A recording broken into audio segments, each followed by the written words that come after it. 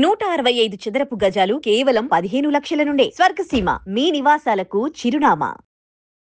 పాడేరులో ఘోర ప్రమాదం జరిగింది. తీవ్ర విషాదకరమైనటువంటి ఘటనగా చెప్పొచ్చు.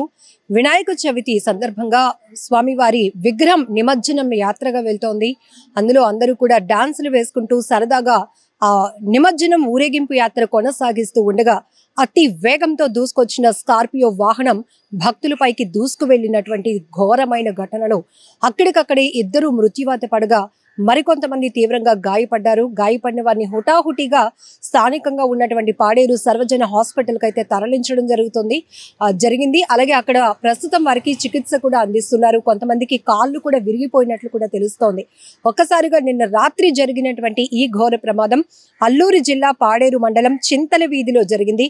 ఇక్కడ అరకు పాడేరు వైపు వెళ్తున్నటువంటి అరకు నుంచి పాడేరు వైపు వెళ్తున్నటువంటి స్కార్పియో వాహనం ఓవర్ స్పీడ్ తో వచ్చి అక్కడ అంత ఊరేగింపు జరుగుతోంది. డాన్సులు వేస్తున్నారు, సౌండ్ సిస్టమ్ ఉంది, సో హెవీ క్రౌడ్ కూడా ఉంది. అలాంటి పరిస్థితిలో కూడా వేగాన్ని తగ్గించకుండా దూసుకొస్తున్నటువంటి ఆ వాహనం చూస్తేనే అందరికీ భయం వేస్తోంది. ఒక్కసారిగా వాహనం అతి వేగంగా దూసుకొచ్చి భక్తుల మీద నుంచి వెళ్ళిపోయింది. అప్పటి వరకు అక్కడ స్వామివారి నిమజ్జనం చాలా గ్రాండ్ గా జరగాలి, సరదాగా జరగాలి అని చెప్పి ఆ గ్రామస్తులంతా ఊరేగింపుగా యాత్రగా వెళ్తున్నారు. అలాగే గిరిజన సాంప్రదాయం ప్రకారం దింసా నృత్యం చేస్తూ వెళ్తున్నటువంటి పరిస్థితి కూడా ఉంది. రోడ్లపైనే ఒకవైపు స్వామివారి విగ్రహంతో ఉన్నటువంటి వాహనం ముందు నడుస్తుంటే ఆ వెనుకాతలే భక్తులంతా కొంతమంది ఈ దింసా నృత్యం చేస్తున్నారు. ఆడవాళ్ళు మగవాళ్ళు అందరూ కలిపి. అలానే కొంతమంది వెనుకాతల ఆ యాత్రలో కంటిన్యూ అవుతున్న వాళ్ళు ఉన్నారు. సో ఇది అప్పటి వరకు ఉన్నటువంటి అక్కడ పరిస్థితి. కానీ ఒక్కసారిగా వాయు వేగంతో దూసుకొచ్చినటువంటి ఈ స్కార్పియో వాహనం వాళ్ళపైన నుంచి దూసుకు వెళ్ళిపోయింది. ఆ నృత్యం చేస్తున్నటువంటి ఆ దింసా నృత్యం చేస్తున్నటువంటి వారిపై నుంచి ముందుగా ఆ వాహనం వెళ్ళిపోవడంతో అక్కడికక్కడే స్పాట్లో ఇద్దరు చనిపోయారు. చాలా మందికి కాళ్ళు కూడా విరిగిపోయాయని తెలుస్తోంది. అలాగే కొంతమంది తీవ్రంగా గాయపడ్డారు. ఇమీడియట్ గా అక్కడ ఉన్న వాళ్ళంతా కూడా ఆ వాహనాన్ని అడ్డుకొని ఆ వాహనాన్ని పూర్తిగా ధ్వంసం చేశారు. డ్రైవర్ ని కూడా చితక్కొట్టారు.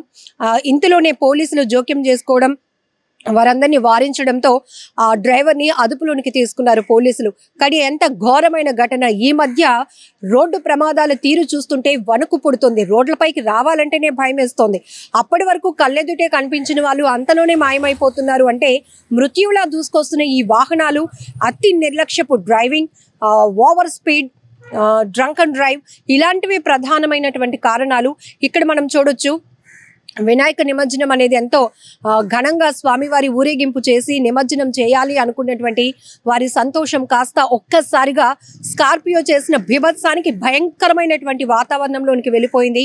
అందరి ఆర్తనాదాలు, అక్కడ కాపాడండి అంటూ పెయిన్ భరించలేక, ఎందుకంటే రక్తం కారుతున్నటువంటి తీవ్రమైన గాయాలతో నొప్పి భరించలేక వాళ్ళు ఏడుస్తున్నటువంటి ఏడుపులు కావచ్చు, ఆ ప్రమాదం జరిగిన తీరు చూసి అవాక్ అయిపోయిన వాళ్ళు, షాక్ లో ఇంకా ఉండిపోయిన వాళ్ళ పరిస్థితి కావచ్చు, ఒక్కసారిగా అక్కడ బీభత్సకరమైన వాతావరణంగా మారిపోయిందని కూడా చెప్పాలి. ఏది ఏమైనా చాలా ఘోరమైన ఘటన ఇది. అతి వేగం వల్ల జరుగుతున్నటువంటి, ఒక రకంగా చెప్పాలంటే హత్యల కన్నా దారుణం ఇది. అక్కడ హత్యలకు ప్లాన్లు చేస్తూ కొంతమంది ప్రాణాలు తీస్తుంటే నిర్లక్ష్యపు డ్రైవింగ్ చేస్తూ వాహనాలను కంట్రోల్లో కూడా తీసుకోలేనటువంటి పరిస్థితిలో అతి వేగంగా పోనిస్తూ మనుషులున్న క్రౌడ్ ఉన్నటువంటి పరిస్థితి కూడా ఉంది.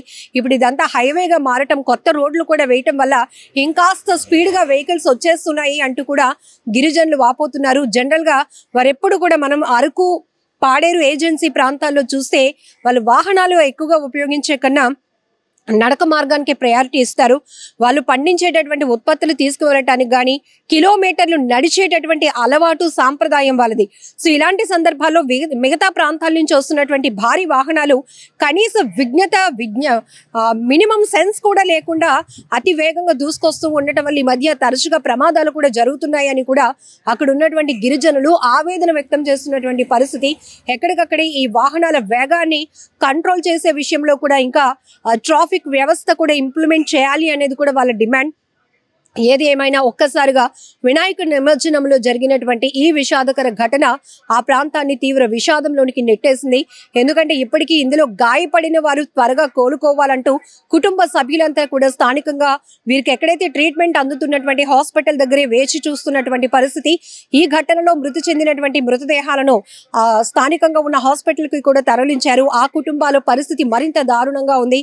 తీవ్ర రోదన విషాదంలోనికి వెళ్ళిపోయారు. కన్నీరు మున్నీరుగా విలపిస్తున్నారు. ఖచ్చితంగా ఈ మృతుల కుటుంబాలకు, క్షతగాత్రుల కుటుంబాలకు న్యాయం చేయాలని కూడా పెద్ద ఎత్తున డిమాండ్ వినిపిస్తోంది. And for more videos, Please subscribe to iDream. Please subscribe to iDream. Please subscribe iDream. And please subscribe to iDream. For more videos, subscribe to iDream. please like, share and subscribe to the channel. Congratulations, iDream. Subscribe to iDream. Subscribe to iDream. So subscribe to iDream Media. iDream की iDream team अंदर की huge congratulations. Please subscribe iDream Media. Please subscribe to iDream.